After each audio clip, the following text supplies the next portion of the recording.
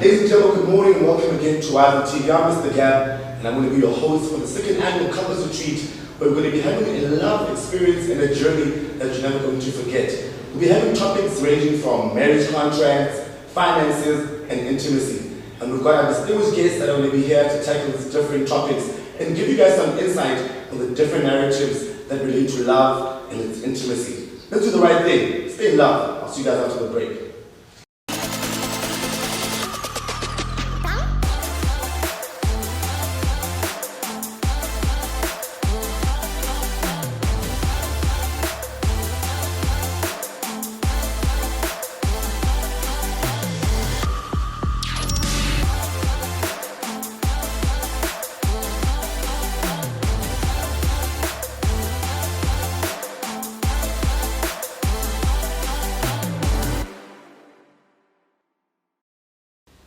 Thank you very much, Gab, for the beautiful introduction. Like you said, my name is Itumeleng and I am the founder of the Couples Retreat.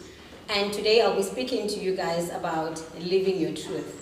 I really find this topic very interesting and important, especially for people that are in a relationship or people that are married. We live in a world in which it's ever-changing, a society in which it's ever-changing, and if you do not know who you are, if you do not have your own values, your own norms, you may be lost in the process. We live in a world in which, our economy, our media, our institutions, be it marriage, be it economy, be it family, schooling, and so on, it is changing. And if you do not know who you are, you may find yourself a bit lost in the process, because you often, I find people being in a quest to always be relevant. And if you do not know who you are, like I said, and you are in an institution of marriage, and you still want to be seen relevant and to move with the trends that, have an influence on everything that is around us, you may find yourself lost. We live in a society in which it's evolving, and that can also influence how we think, how we behave, and how we act around any other person, and this also includes among the people that we live close to, and this can be our partners, your spouse, or any person that you're in a relationship with. So the reason I always advise people to say, live your truth, is not to be lost in the process of trying to be relevant or trying to go with these trends that we see, especially in social media and the societies that we live in. For example, we are all different people. And your choice to want to date this particular person or to get married to a particular person, there were certain things that influence that decision. But the mistake that we often make is when you're in that relationship, you start zibaweli people, like I said, and this is mostly because of the ever-evolving society that we find ourselves in. And if you do not know who you are, if you do not know your norms, if you do not know your values, if you do not know what builds that relationship or what has formed that particular relationship, you may get lost in the process. So what I usually advise people is, one, when you decide to enter in a union or in a relationship, you need to have your own goals, your own motto. Marriage, there's a reason it's called an institution.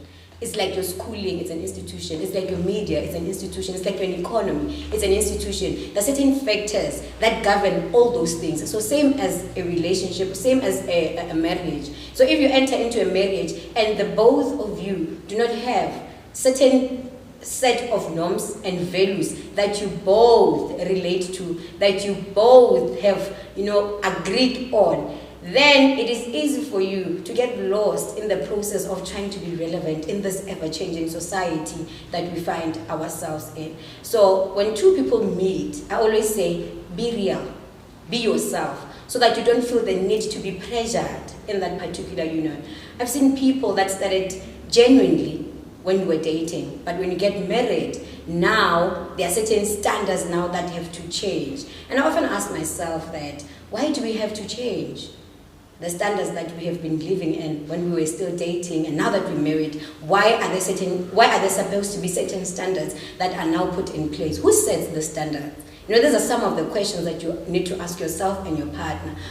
there's nothing wrong, don't get me wrong, there's nothing wrong in setting standards for your own union or for your own relationship. But if you know who you are and you know who your partner is and you are living your truth, you're not going to be consumed into this ever-evolving society. So the most important thing that I always advise and encourage people is that, one, like I said, know yourself, know your own values and norms that you can both relate to. Then when you live your truth, you're not going to be consumed in this ever-changing societies. I've seen people when they get married, they'd say, now I want you to change your dress code.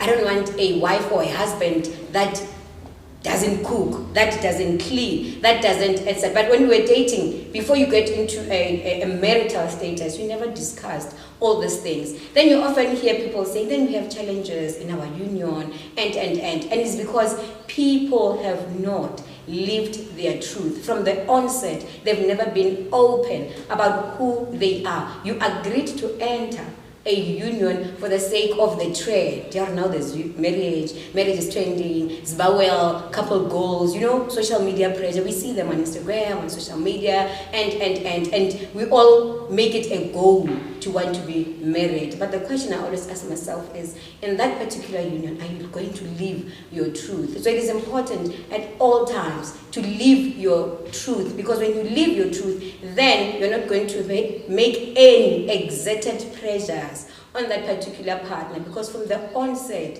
you would have known that this is the type of person that they have. I'm not going to be talking about in case they change and so on, because we do have a clinical psychologist, for example, who's going to be talking about psychosocial issues and so on. But for me, I always see living your truth being easy, so that even when you enter into a union, you don't get carried away. You allow even that truth to also emerge in that particular union. And then the second part as well is, in that truth, in the quest to live that truth, should there be any challenges or differences in some of these things, you often then go back to what you had agreed on. Like I said, you would have developed your own goals, you'd have developed your own mottos, you'd have developed your own principles of how you want that particular union, to operate. Then it is easier for you guys as an institution to then go back and look at it. But is there something that contributes to the overall, building of that healthy union, of building that healthy relationship that we envisage? So like I said, marriage is an institution. So when you have all these things in place, when you have your objectives, your marriage in place, when you have your values and your norms in place, it is always easy to keep in check with what you both agreed on, and not necessarily what society or social media or any other factors outside your own union necessitates you to have. And most people that get lost in the process are those people that do not know who they are. They are consumed by the pressures of external factors such as your social media and so on. So when you know those values, when you have designed them with your partner and live by them, then it becomes so much easier for you. And then the third one I would say is, if in case you have children that are in place, you also familiarize. You familiarize themselves as well to those norms and those values that the both of you have agreed on, and that will be the truth that you guys live in that particular union. And I'm notwithstanding the fact that we are all unique, we're all diverse, with different skills, with different, talents, and so on and so on. But when we become genuine, without putting so much pressure on the other person, it's easier even for the kids to see and learn from how you guys live. And then those values become also the values of that family setup. Then you are decreasing those unnecessary pressures, like I'm saying, from external media forces. You are reducing factors such as, but can next door, baba bulela munyako, can next door barakala mablomo, can next door baishite ngwana sekolo ngseseso, and all those things are all informed by people not knowing your truth. And this truth is diverse. Like I said, we have a lot of speakers that are going to be coming talking about finances, for example. Even that truth includes being truth in your finance, being truthful in your anything. It has to do with living your truth. Then you don't have to be somebody else that you are not with. And then this unnecessary pressures of saying, I will make a person. I've often heard people saying, it's fine. This person does not necessarily look like a marriage material, of which it's a topic for another day, but I can make them. I often ask people, what do you mean by making? Are you God? Are you able to make somebody? And that is why there are many challenges and conflicts in unions, because you enter a union with the assumption that you will make a person. That's another, mistake that we do. You are not living your truth. You can't make somebody. It's either this person is like this. The only thing that you can do is nurture that behavior. You can nurture those efforts, nurture those values and norms that you both have developed them. But you can't necessarily make a person, because the minute now you start saying, but you can't go to work anymore. I married you, I will do this. You can't do, you are not living your truth. And what happens now to that person that you are living with? So for me, I would love to say, in any relationship, as I conclude, in any relationship that people have, in any union that people have, go back. There's nothing wrong even revisiting the norms and the values in 2 years, in a year, or every end. Remember, like I said, it's an institution. Even at the end of the year, it is important to go back, reflect on the union, reflect on the relationship, and see if you were able to achieve all those desired outcomes that the both of you have set for themselves. With that being said, I hope this information has impacted on your relationship, and you'll be able to look back at your unions and check if you are living your truth. Enjoy the rest of the show.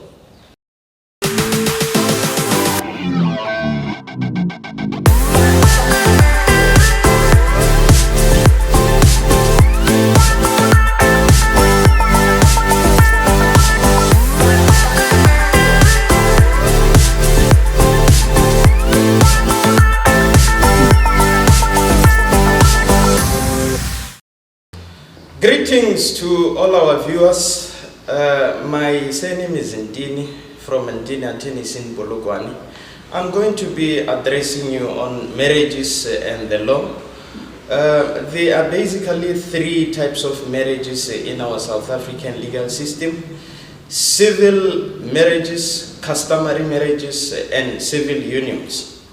Now, with regard to civil marriages, these are marriages between a man and a woman, meaning that people of the same gender are not allowed to get married to each other. And there are also customary marriages. With regard to customary marriages, these are marriages which are concluded in terms of customs and traditions that are usually observed in a particular community. And there are also civil unions. Civil unions, the people of the same gender are allowed to get married to each other.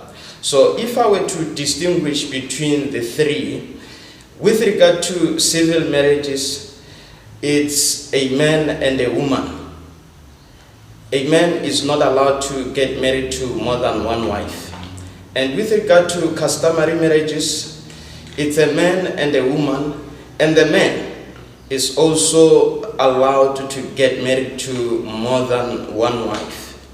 And with regard to civil unions, people of the same gender are allowed to get married to each other.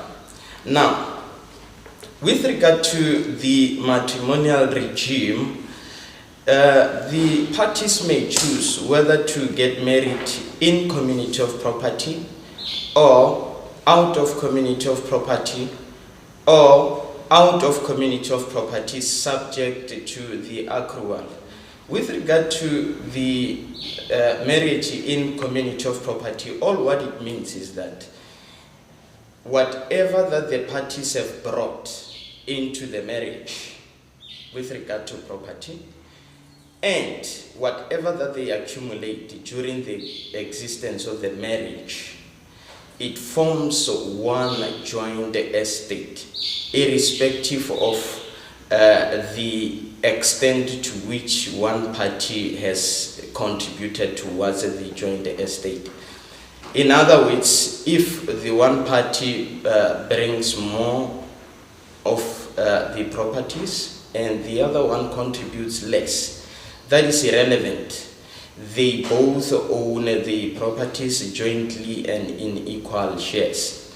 Now, with regard to marriage out of community of property, all what it means is that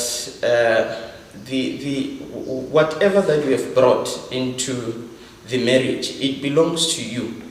And for you to get married out of community of property, you have to conclude an antenuptial contract through the assistance of an attorney who is called a notary. He will help you with through that process. And then, thirdly, there is marriage out of community of property subject to the accrual. What it means is that this is a combination of the marriage in community of property and the marriage out of community of property. What it means is that what you have brought as at the time of the marriage, it belongs to you. But what you and your spouse accumulate during the subsistence of the marriage, then it's the joint estate. I want to address you lastly on what I call the 5 misconceptions with regard to customary marriages. There is a general misunderstanding by the public with regard to customary marriages. Firstly, when it comes to the issue of lobola, full payment of lobola is not a requirement for the validity of a customary marriage. In other words, the fact that you have not paid lobola in full, it does not necessarily mean that a customary marriage is not valid. In other words, the law requires that there should be an agreement with regard to lobola, but it does not require that lobola must have been paid in full for a customary marriage to be valid. Secondly, there is what we call the registration of a customary marriage with the Department of Home Affairs. The fact that a customary marriage has not been registered with the Department of Home Affairs, it does not necessarily mean that a customary marriage is invalid. So, if all the requirements of a customary marriage have been met or have been satisfied, the court may still find that there is a customary marriage, even if a customary marriage has not been registered with the Department of Home Affairs. And thirdly, the fact that a customary marriage has been concluded in terms of customs and traditions, it doesn't necessarily mean that it is automatically out of community of property. So, in other words, for as long as the parties have not concluded an antenuptial contract, a customary marriage is automatically in community of property. The fourth misconception that people have is to think that because we are married in community of property and our marriage is not registered with the Department of Home Affairs, therefore separation constitutes a divorce. That is a misconception. That is wrong. Even if the marriage is not registered with the Department of Home Affairs, the parties must still approach a court of law for the termination of a customary marriage. In other words, the fact that you have parted ways and you are staying in 2 different places, it doesn't constitute a divorce at all. You must still approach court for the court to grant a decree of divorce. The last misconception is with regard to a surname. If you are a woman who is married in terms of customary law, and you are not using your husband's surname, that does not affect the validity of your marriage.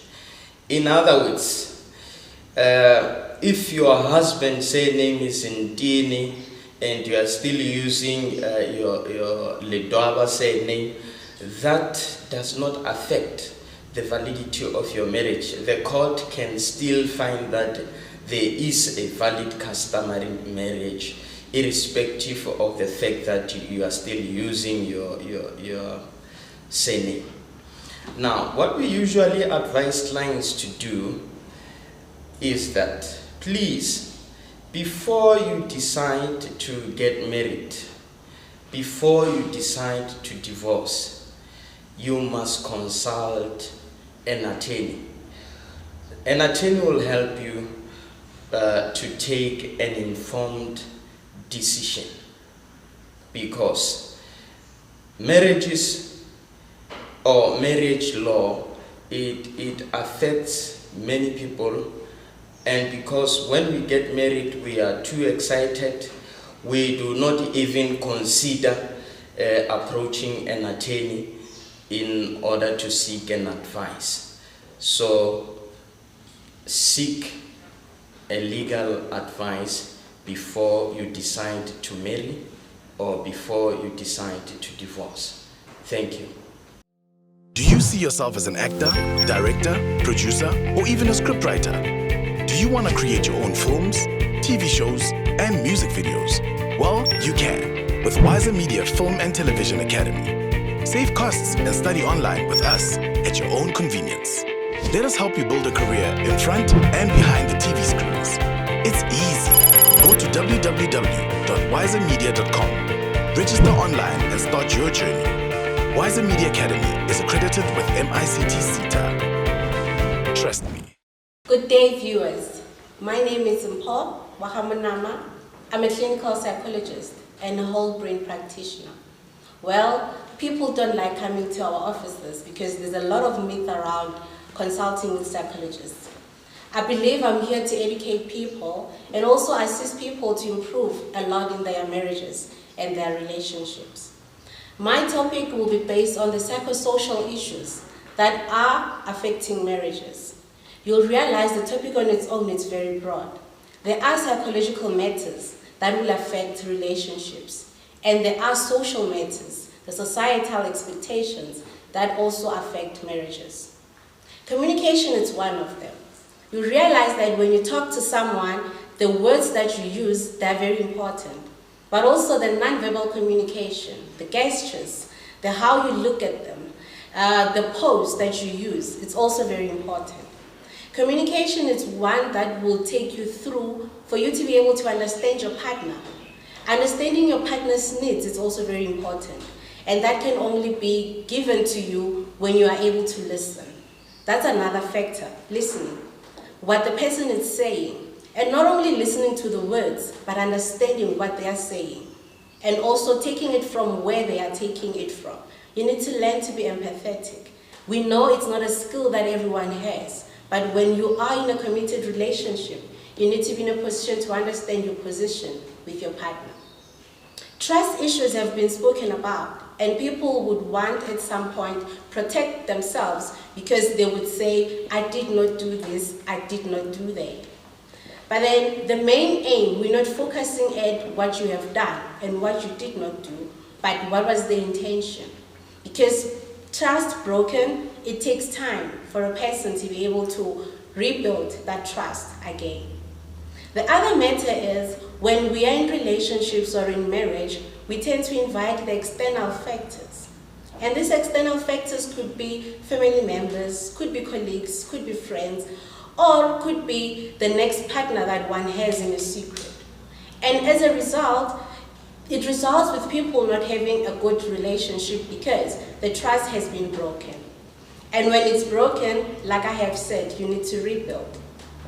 Misconceptions around relationships is that it has to be perfect.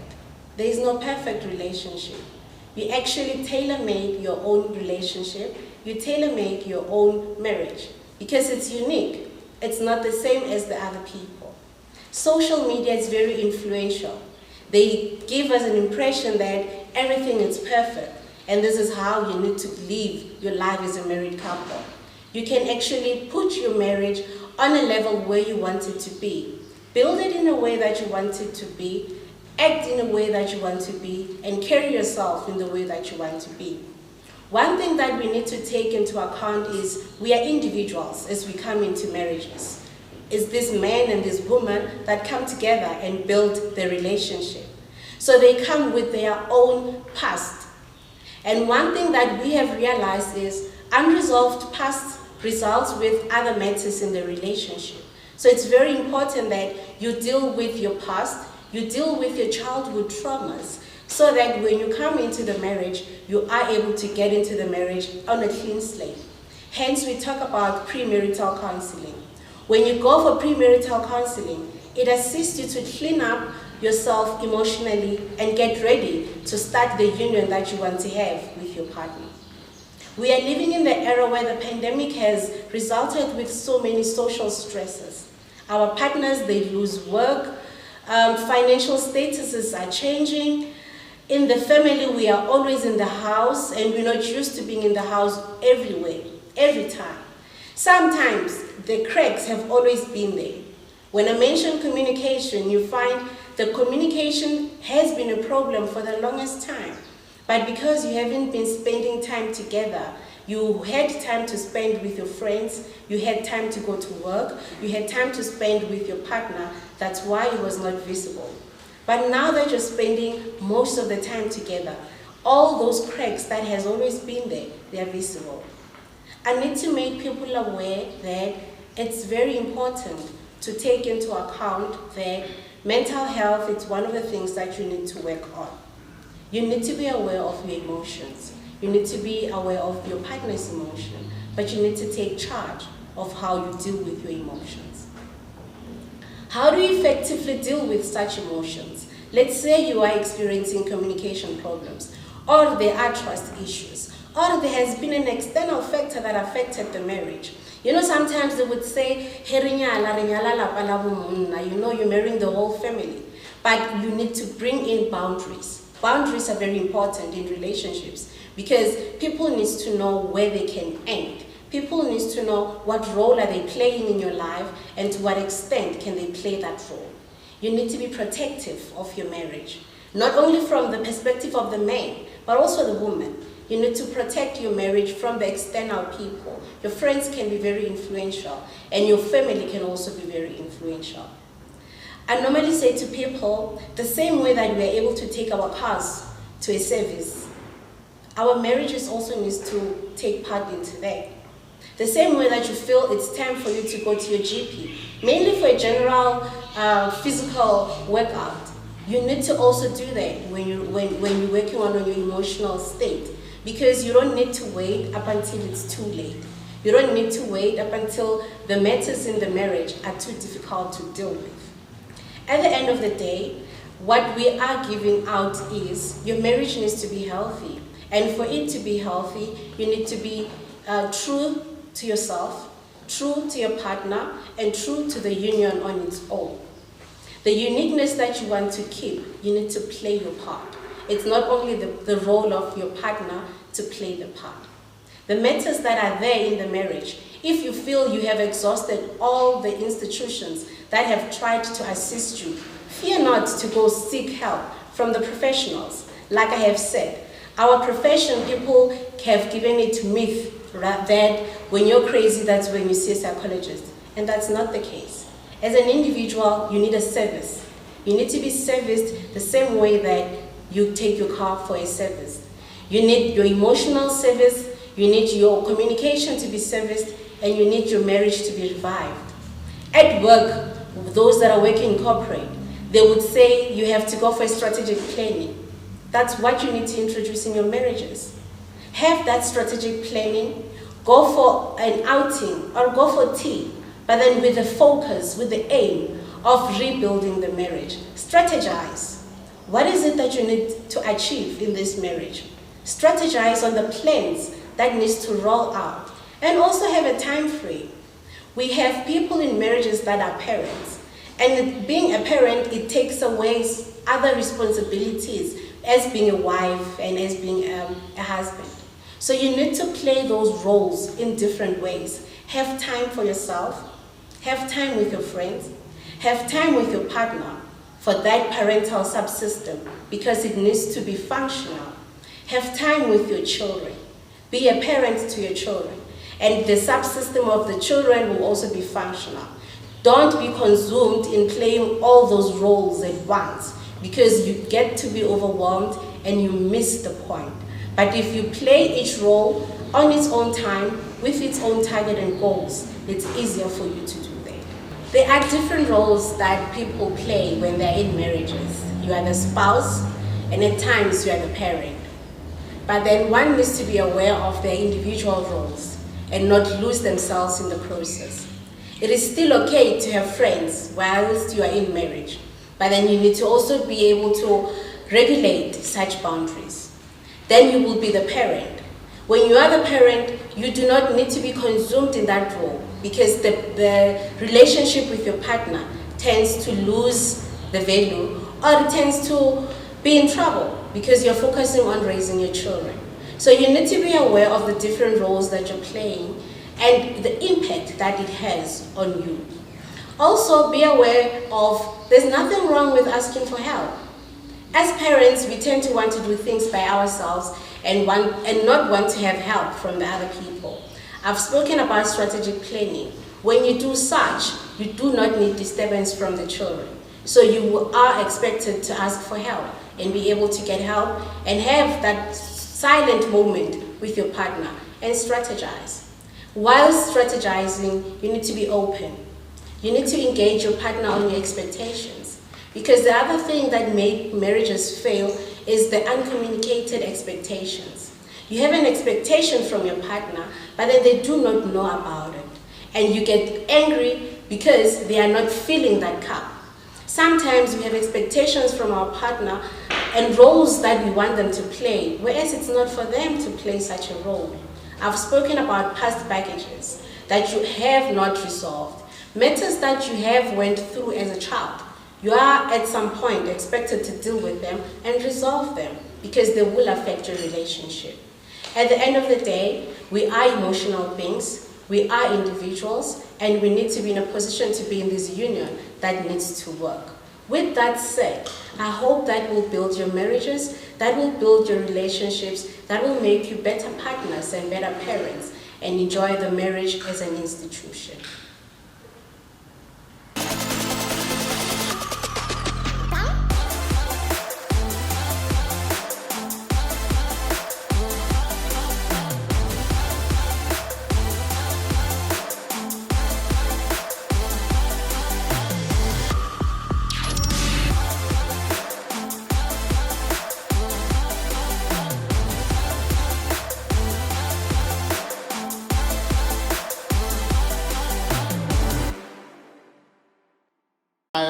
My name is Professor Blessy Gome. I'm a chartered accountant and I'm a consultant. Today I'll be speaking to the couples about their finances. Being the important thing that I find that in a relationship, it's very important that the two people talk about the money. There's a common saying that says, money cannot buy love. But I always say that if you have no money, you will have no place to put the people that you love in.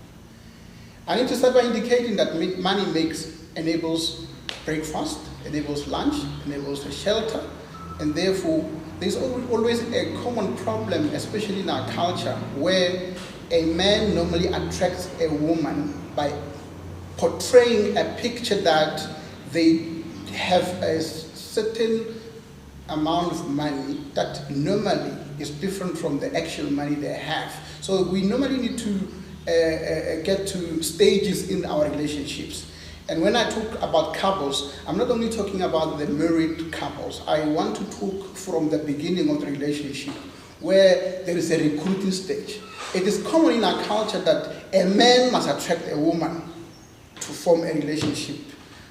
And then now the problem that comes is that men normally go and work hard, buy the nice cars, whatever it is that they need to attract the women and get the woman into their, call it their net. But that recruiting stage needs to be recognized. Both partners are here. Our pastors normally say, a man is a head of a family.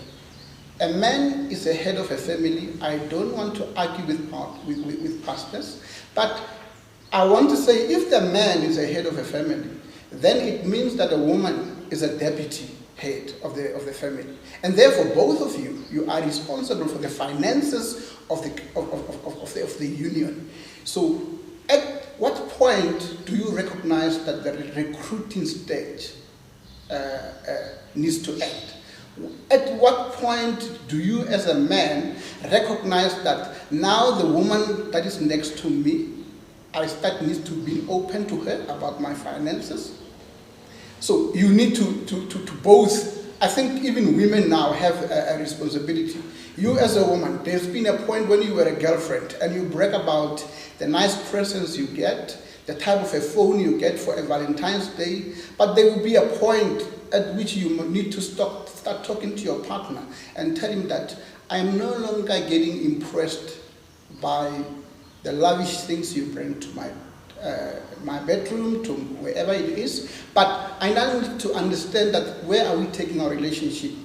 If you start to recognize that you are taking your relationship to the next level, you now need to be open about each other. And one of the things, the first thing that I normally tell partners that they need to be open about is how much or how do you make your money? Because often it comes that when you meet a partner, you just know that they have a lot of money, but you don't even know how they are making it. But there will be a point in time when the partners need to talk about it, to say, how do you make your money? And what are the limitations of how you are making that money?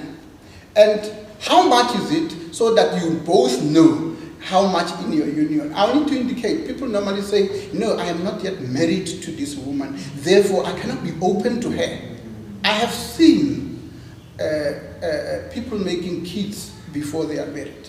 And you must remember that the moment there is a kid in a play, then there is an 18-year contract.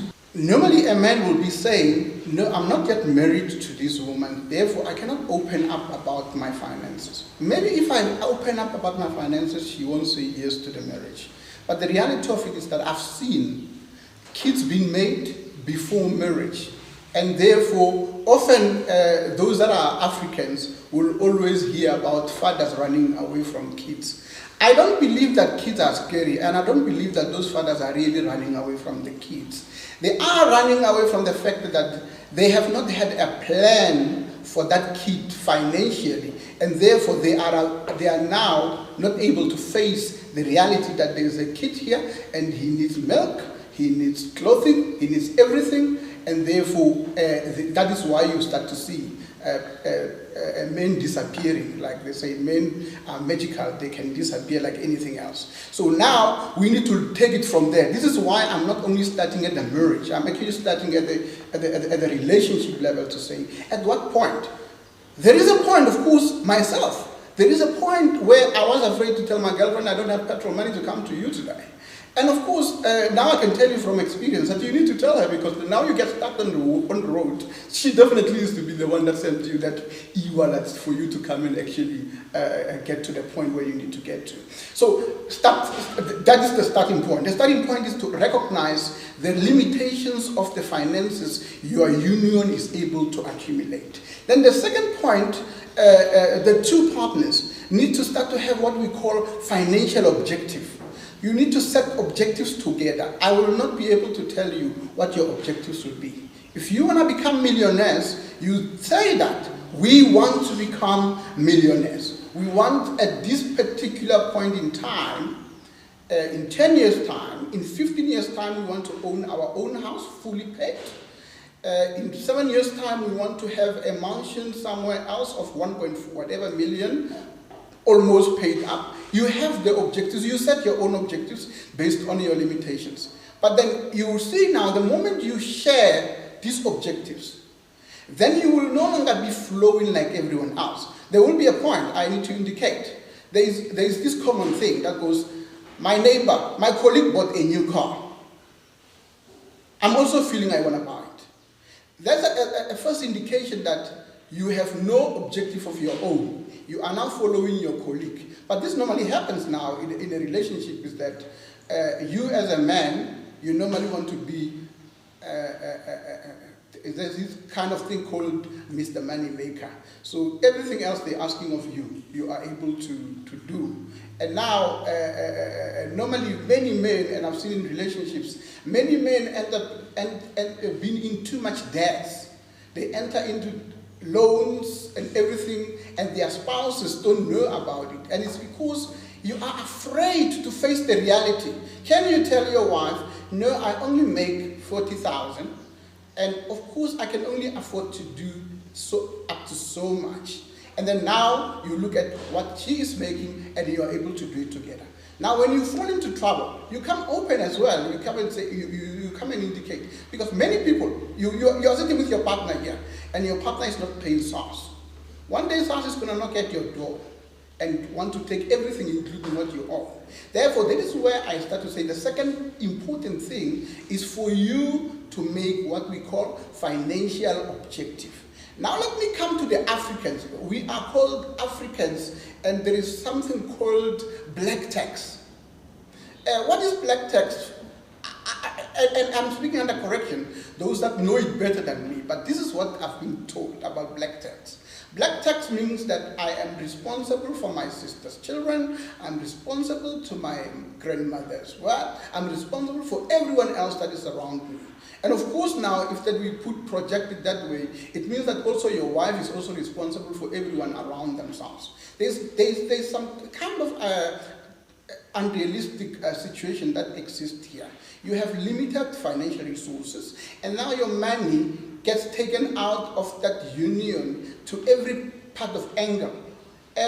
My pastor told me, or my priest told me this during marriage. He told me that there is one thing that will cause divorce. Divorces are normally not caused by the things that we say are caused by.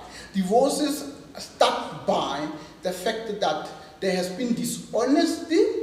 There is dishonesty about finances. Then that is where everything else starts. So if you want your marriage to last, you need to make sure that you and your partner play open cards. Like ask for them to say, I'm earning this much, can I have 3,000 for myself? I mean, the 3,000 you're going to use it for your own social other things. So these are the last advices I'll give to partners.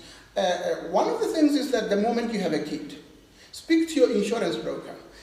When you have a kid, when your kid goes to university, you don't have to be broke. Your insurance broker will give you a product that ensures that you pay as little money as 50 rand at the age of when your kid is still about 7 years or is still about 6 years.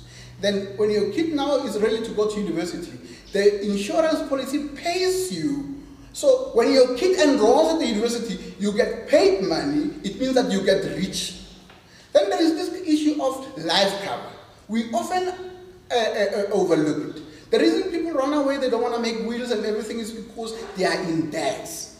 And now when you make life cover, it means that should something happen, should you be disabled, should be anything happen to you, it means you are going to be covered, you're going to continue financially. Thank you very much.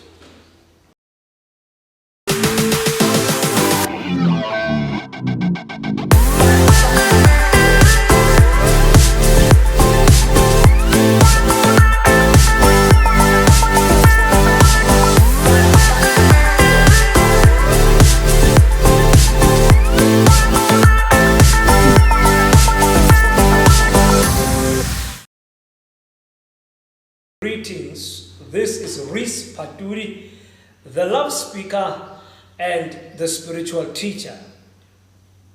In this couples retreat, we aim at achieving one goal. That is, we want to encourage you to have a good, healthy love relationship.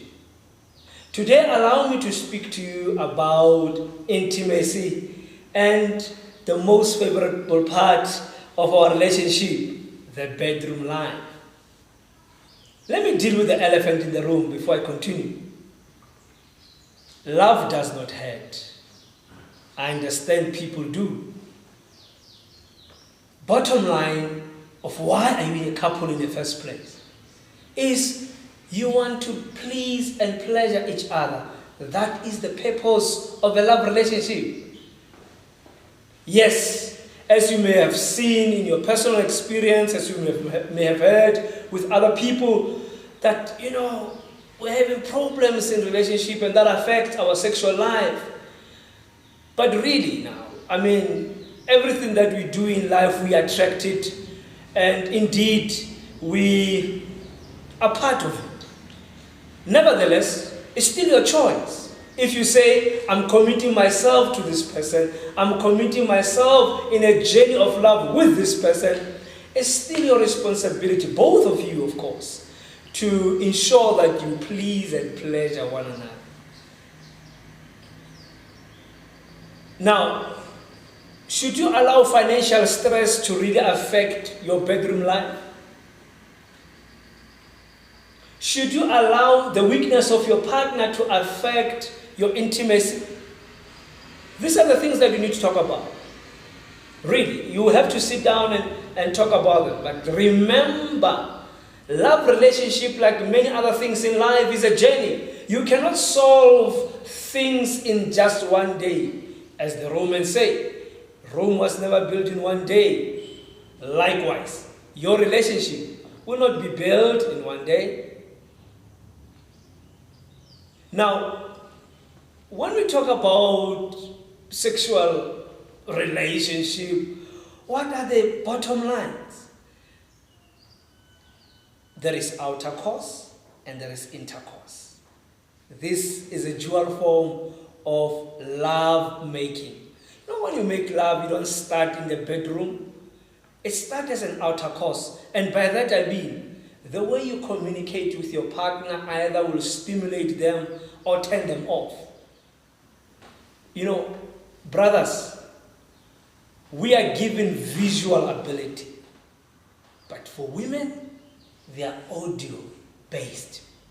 In other words, they love to hear good things. They love to hear good words. They love a good tone. Now, when you share that, as they say, charming, you already starting to stimulate her. Well, it is you who said, I am attracted to her, I want her, and I want her to be my partner.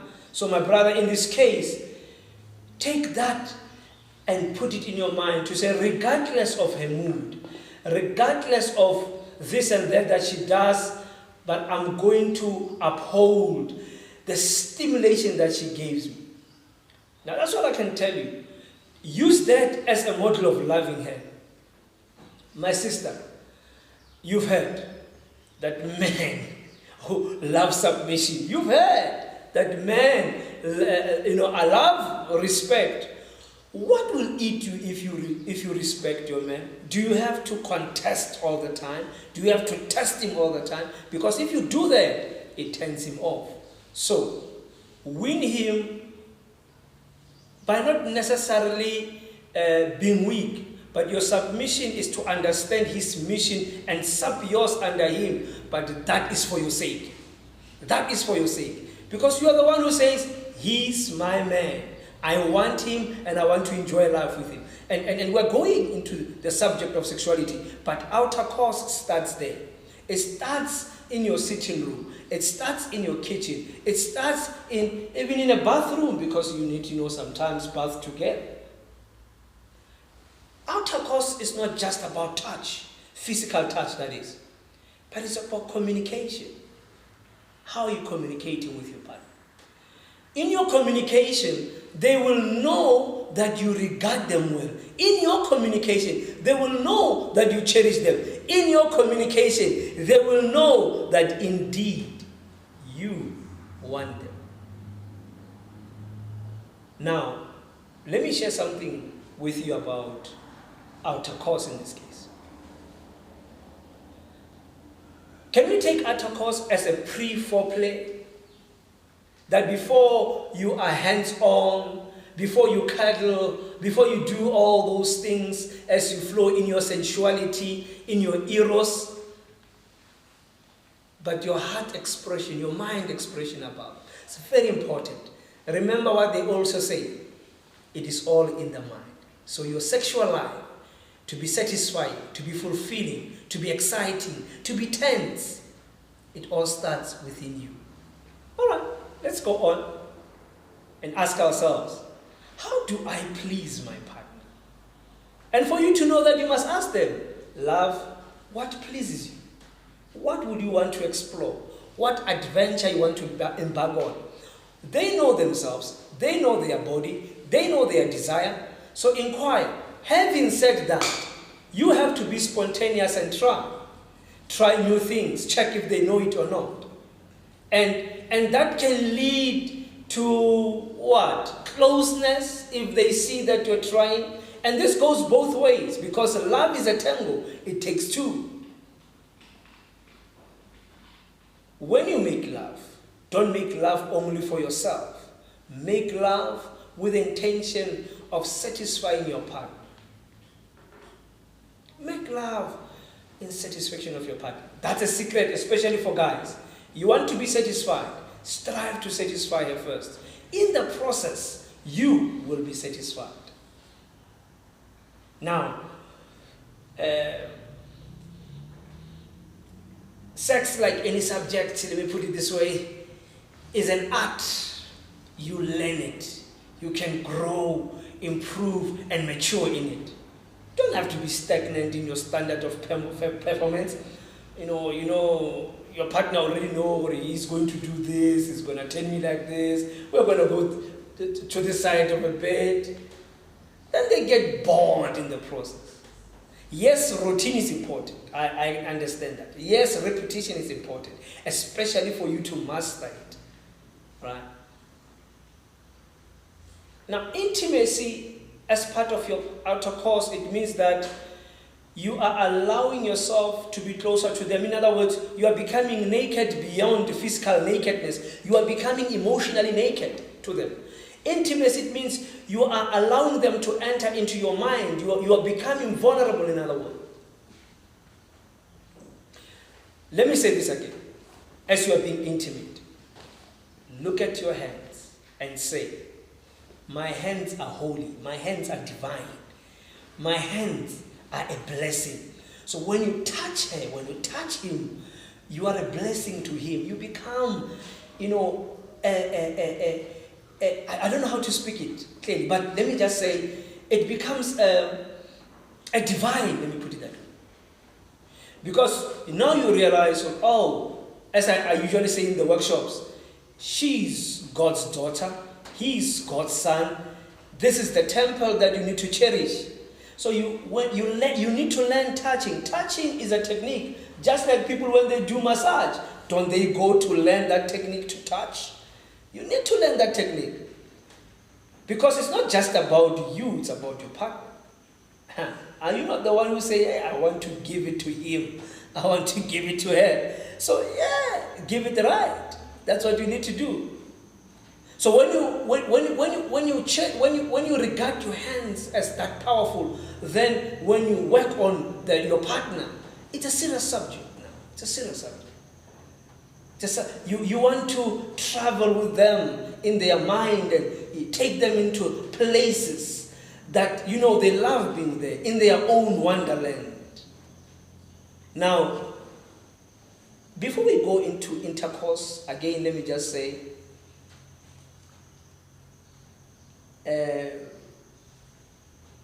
romance and love are the foundation of incredible sex. If you want a powerful making love, this thing of saying no strings attached doesn't work. Yes, you get physical pleasure, but you never really enter into the true love making. Now, true love making, while it is done physically, it is also spiritual.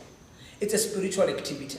I make example of offering, fasting, and all that. These are activities that are being done physically, but essentially they are spiritual activities. So now you understand why they say the two become flesh, because it's a spiritual unison. It's not just legal issues, civil or customary. It's not just that, but it's now deeper than that. It's a spiritual activity. What you need to do for you to have incredible sex, you need to learn other techniques. If I ask, especially brothers when I meet them, I ask them, what is yoni? Of course, it's an Indian term. What is tantric? And they're like, what is that? What is an African exotic? What is that? I'm mentioning all these things and many others, that you need to understand that you can explore. You need to explore. Why is it possible, or why you should do it? It's possible and you should do it because you are a creative being. My definition of a human identity is this: you are loving and lovable. So making love is basically fulfilling who you are. It's your destiny, actual fact. You are born to make love and you can be good at it. But you need to learn it. You need to learn it. So here I'm encouraging you, to be a master of pleasing and pleasuring your partner. Without even going deep into details, it's just an encouragement. It's just an encouragement. Now, there are a number of things that also you can do. As I said, learning a massage is a must. You don't have to go to the massage parlor when you've got a partner who can do it. Yes, we need to attend professionals. That's part and parcel of making love. Making love is like a music. You've got rhythm, you've got tempo.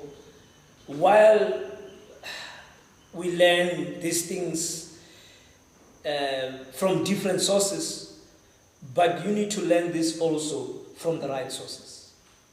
All right. And then you learn that, when I make love, I mustn't just do it the way I want. My tempo must go with her tempo. As I said, women are audio beings. All right.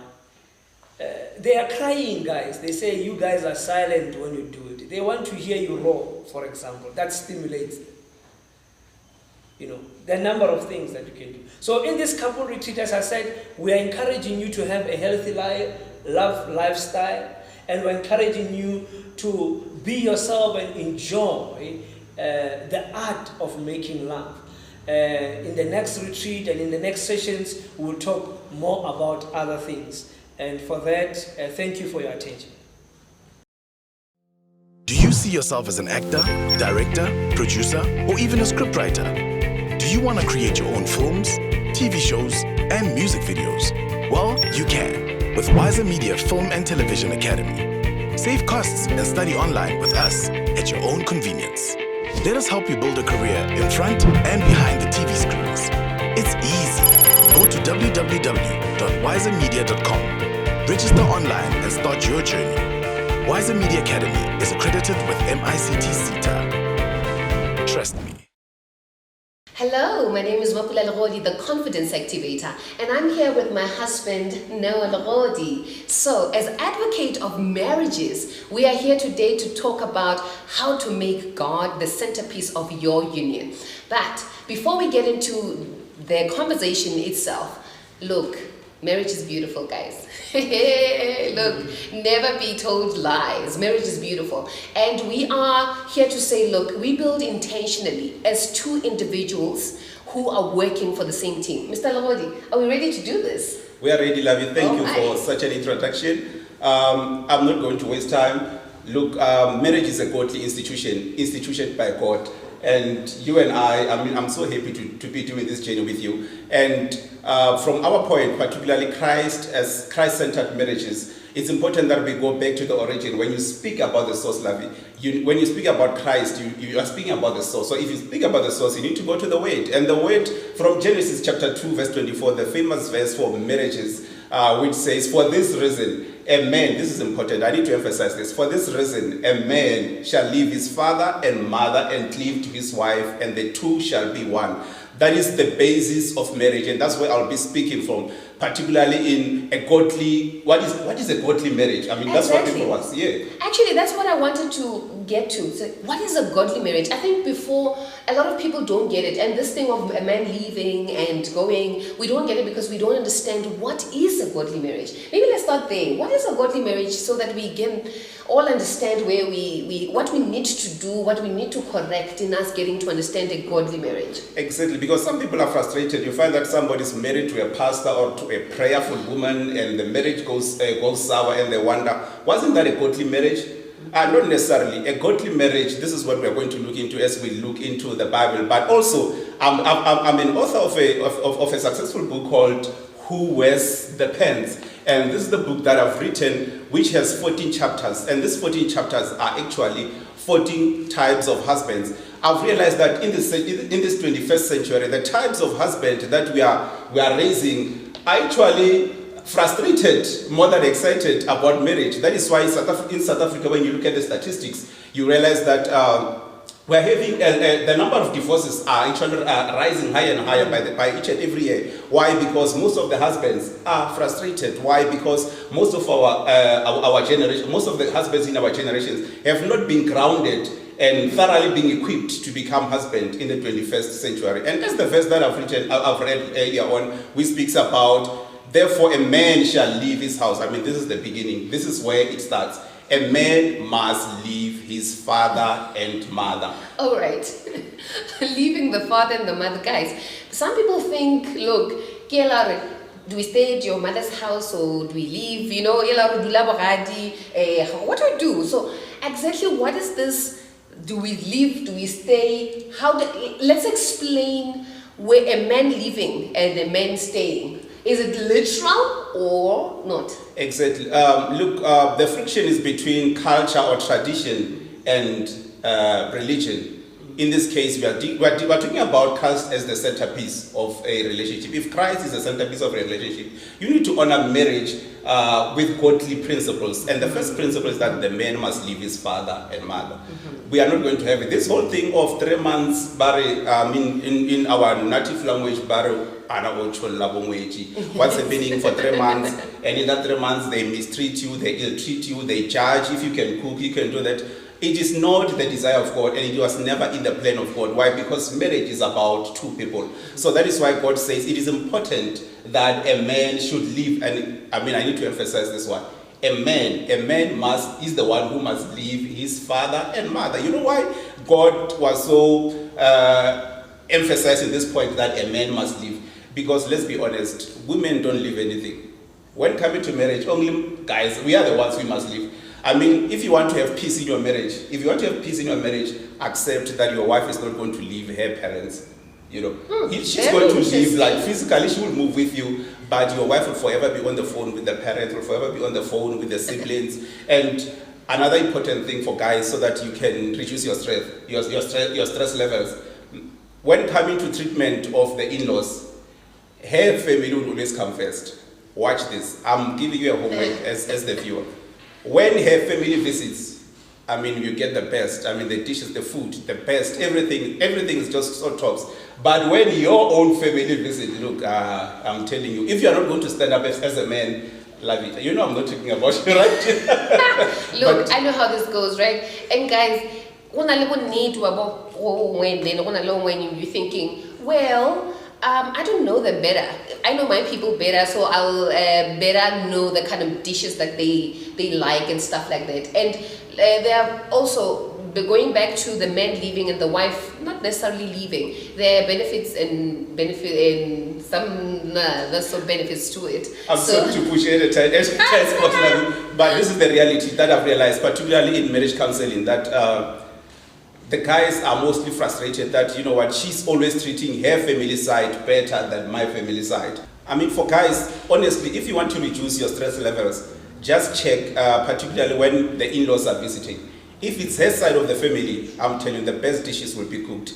Everything will be on top, everything will be shining. But when your family visits, I'm telling you, you have to improvise. And as a guy, if you are not going to make sure that you monitor the situation as a guy, you are in trouble, because your mother, particularly if your aunts are there, your siblings, particularly the lady one, your sisters, they are going to complain thereafter that, you know what, your wife doesn't like us and so forth. So it is not up to her only, but it's also, I understand it's the prerogative of the wife to make sure that hospitality is on point. Yeah. But as a guy, know that godly principle says you are the one who must leave your family, but she's not leaving everyone. She's not leaving anyone else. You are the one who must leave. So this is important. But alongside that particular principle, Lavi, it's also important to highlight that God says, for this reason, a man, a man will live, which also speaks about maturity, because there is a difference between a man and a boy, which also speaks about maturity. Look, so for us to also understand the principles that God wants us to follow, it means we need to understand the issues of maturity. I'm actually just jumping on the point of maturity. That issues of maturity are key even before you make the decision to want to get married. Because I want to believe that if you don't understand the issues of maturity, then it will be difficult for you to even accept the principles that are on the table for you to get married. Exactly. Look, our society is particularly for men, because I'm a man, I'll speak for men. We've been a bit biased. That is why even songs which are sung about preparing for marriage are all towards the woman. I mean, Percy Sledge sang and said, take time to know her, it's all about her, take time. She's the Tevel, she's the Delilah, she's the Jezebel and all. But the spotlight has never been on the guy. Assumption is that each and every guy literally is matured. And that is why we're having so many problems in our marriages. Because most of the guys have not really been equipped to that particular level. And I think also that's why it makes sense that they don't want to leave. The leaving is as though, because also because of culture. Culture is as though the woman must leave and come to this side, not the guy leaving and going to the other side. And I think that is where we are stuck more than anything, more than really wanting to follow the processes, the principles, as you've said. It's because we are stuck between culture and allowing the principles to be and allowing God to be at the centerpiece. True. What I found very interesting amongst the marriage counseling, particularly the premarital counseling that we have done, is that you find young people, a young couple, like strictly been to private schools, multiracial schools. They've never been cultural people whatsoever in their entire life. But when they want to get married, they'll tell you about traditional wedding. They'll tell you about the Lobala negotiations. My uncle must do 1, 2, 3. They must buy. But these guys have never been traditional all their lives. But when coming to marriage, we want to adopt that particular practice, which we don't know nothing about. We know nothing about. That is why most marriages are actually sabotaged by that. We always have. I mean, each and every family has that one drunk uncle. Yes. And unfortunately, this guy is never trusted anywhere in life until when he's lowball. I don't get why do we need to go and find that one old drunk uncle to come and lead the lobola negotiations. But throughout your life, that person has never been there to counsel you on your career, on whatever struggles that you went through in life. But when coming to lobola, why do we need to sabotage ourselves by looking for that particular old uncle? I think is the pressures that the society has actually given for young couples that you need to go the traditional route. If you did not go the traditional route, it is not legit. Yeah, it is not legit. Yeah. So whose responsibility is it for us to get God to be at the center and to maintain the focus of having God at the center? That's why it's important. That verse says a man must leave father and mother and cleave to the wife. So a man becomes a leader. Yeah. Because he's the one who's initiating things. Sure. So it is important that the right man who should be married, particularly single ladies who are watching, who are following us now, the right guy is the guy who's matured as an individual.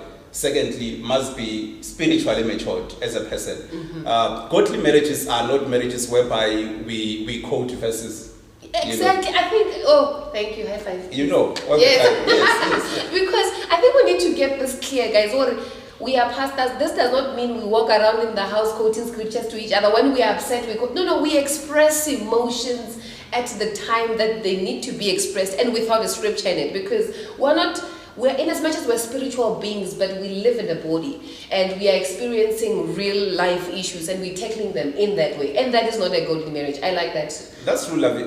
So we need to get the right picture. That is why it's important to have the right premarital counseling and a realistic one. Yes, realistic. So if your premarital counseling was flawed, you already have holes in your relationship even before you enter into marriage. So that is why your marriage will be compromised and sabotaged. So the key things to note is that the man must leave. That is key. Secondly, the man must be matured. I mean, if you are not ready as a guy now while you are single, if you are not ready to go out and leave your parents and stay by yourself, you are not ready for marriage. Yeah. You know, that doesn't make sense. You can't say you want to marry while you are not even ready as a guy to now leave and go and stay by yourself. Yeah. You can't even maintain yourself as a guy. So you can't pay a mere rent of, a bedroom rent. You can't pay that, If you can't do that, why would you say you want to marry? Yeah. And that will be a different kind of marriage. It will not be a godly marriage. We are here about godly marriages. I know most of even our parents married and went and stayed at their parents' house. Yeah. But we are talking about godly marriages. Remember, your parents' marriage is not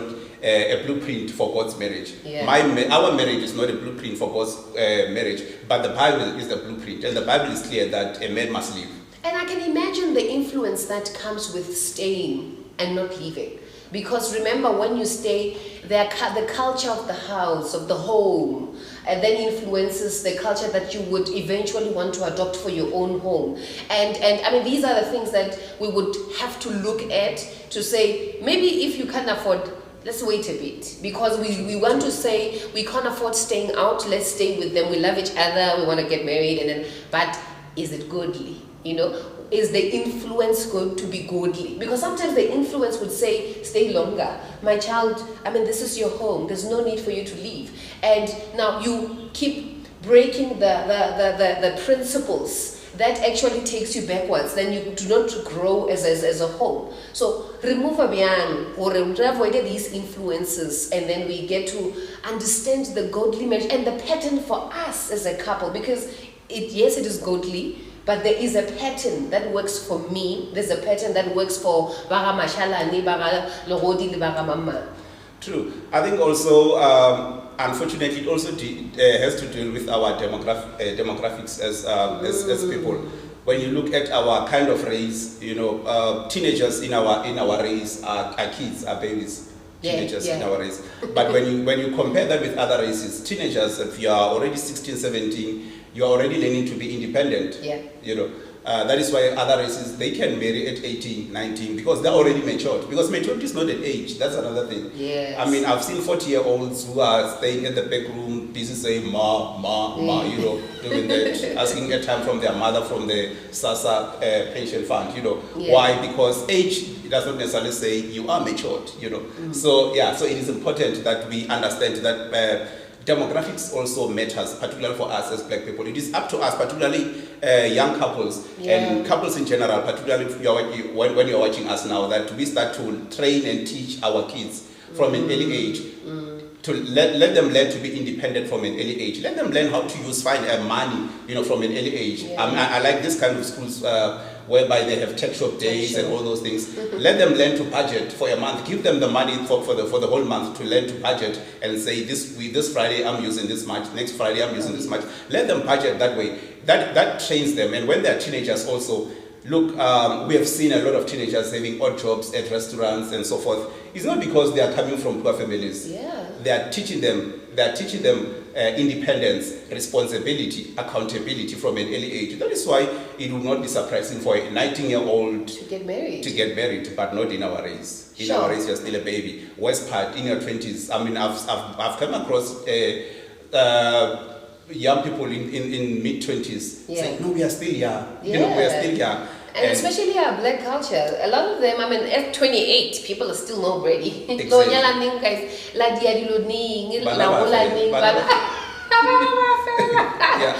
like that. But also another principle of godly marriage is issue ya marriage is forever, guys.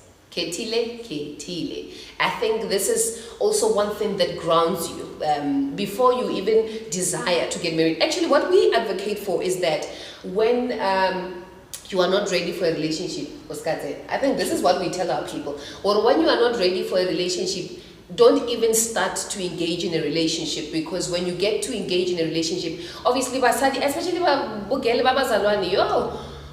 the guys say hello, marriage, oops, they are ready to get married, and you look at them and you see, but are you ready, girl?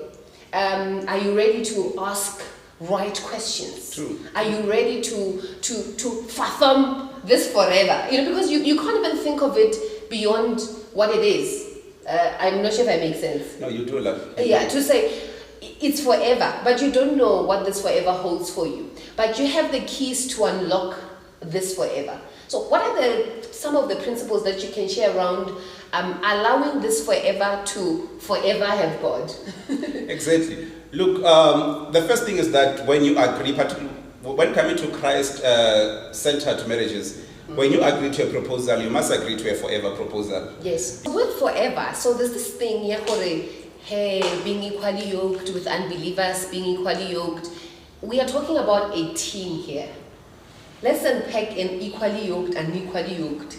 Yeah, look, it's a general principle of life that if you are a believer in Christ, you can't make a permanent decision, a joint permanent decision with somebody who is an unbeliever, which I think it applies in all facets of life. If you talk about business, somebody can come with the money, but if morally you are not clicking with that person, if ideologically you are also differing, it's going to be a strain on your business eventually. You can have the money, but eventually it's going to be a strain. So the loss, the liabilities might even be more based on the fact that you guys are totally different. So the same principles applies to marriages. That when coming to marriage, it's a permanent thing, it's a forever thing. So you can't.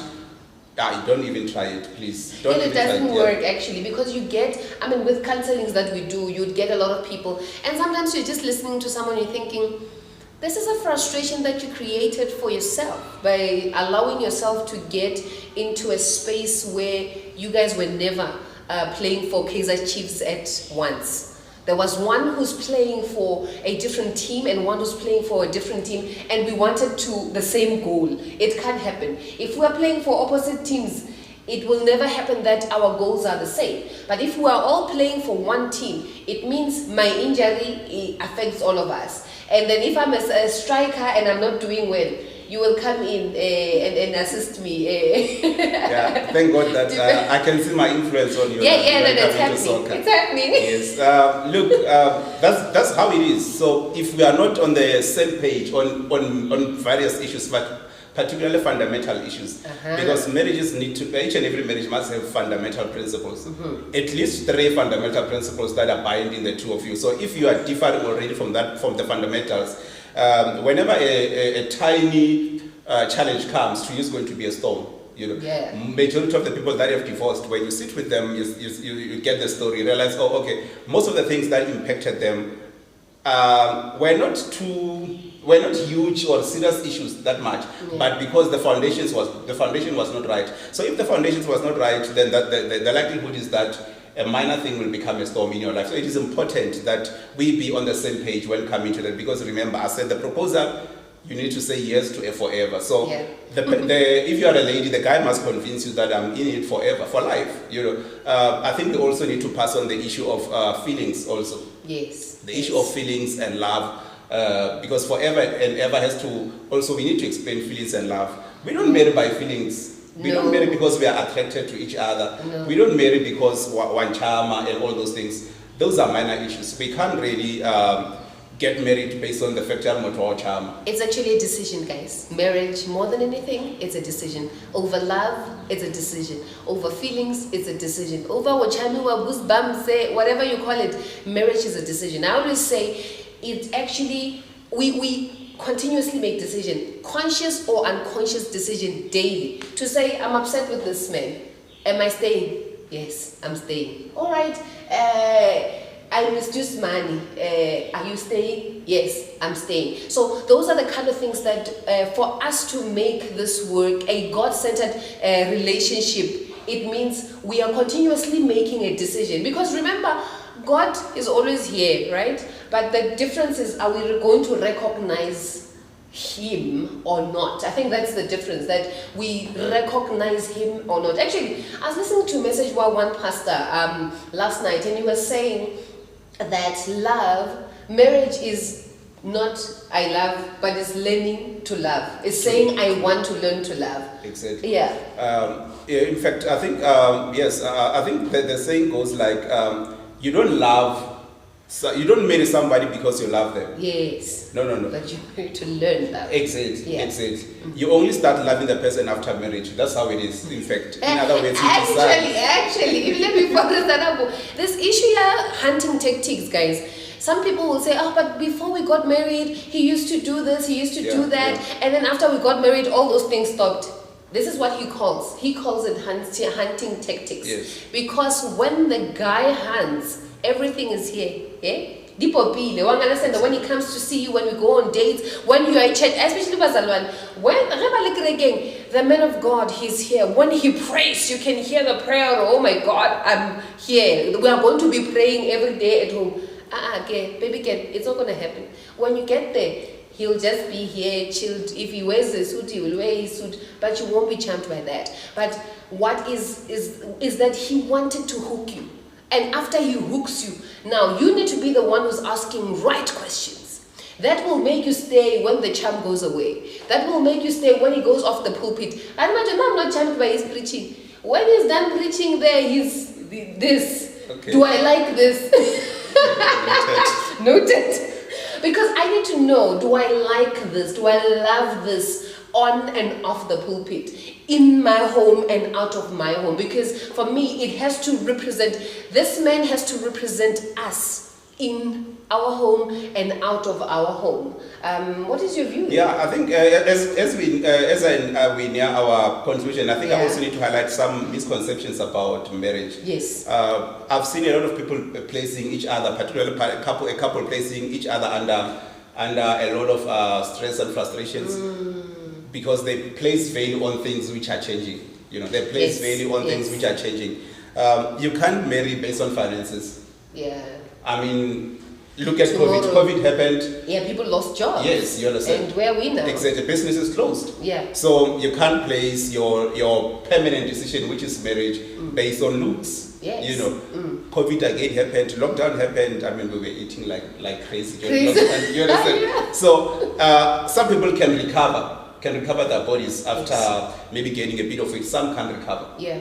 Kids happen, particularly to women. Some women are unable to recover. So if you placed your decision based on a slender, and the slender gains weight, then the marriage collapses. And also, it does not collapse.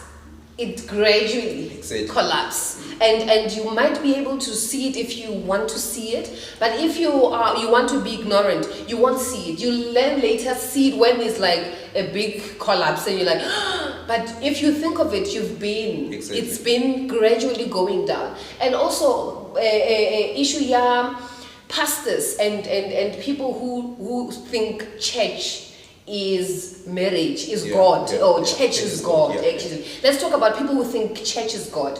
True.